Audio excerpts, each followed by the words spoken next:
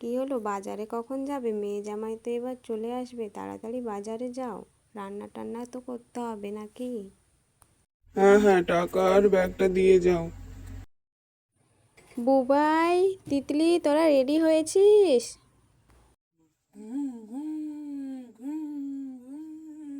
কি হলো রে, তোরা এখনো রেডি হসনি? তখন থেকে গাড়ি নিয়ে খেলা করে যাচ্ছিস। কতবার বলতে হবে তোদেরকে? আমিও বড় হলে এরকম একটা গাড়ি নেব। গাড়ি নিতে গেলে তো অনেক পড়াশুনো করতে হবে, কাজও করতে হবে অনেক অনেক। একটা ছোড়া আছে, তুই শুনিসনি? পড়াশুনো করে যে গাড়ি ঘোড়া চড়ে সে। হ্যাঁ, একদম ঠিক বলেছিস। এই তো তোর বাবাও চলে এসেছে। বুঝলে গিন্নি, শাশুড়ি মার জন্য একটা শাড়ি নিয়ে এসেছি। শাড়ির দোকানে লাইন দিয়ে দাঁড়িয়ে থেকে এত দেরি হলো আমার। তো দিন পর আমার বাবার বাড়ি এলাম, কি যে ভালো লাগছে।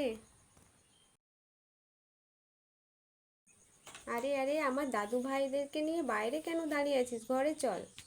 কি হলো, আমার দাদু ভাইয়ের মন খারাপ কেন? খাবার কি বাবার জন্য কিছু নেই? কে বলেছে দাদু ভাই তোমার জন্য কিছু নেই? তোমার জন্য আছে। বড় হলে কি আমারও জামাই ষষ্ঠী হবে? আমি যে কবে বড় হব। মা, দেখেছো তোমার ছেলের কথা?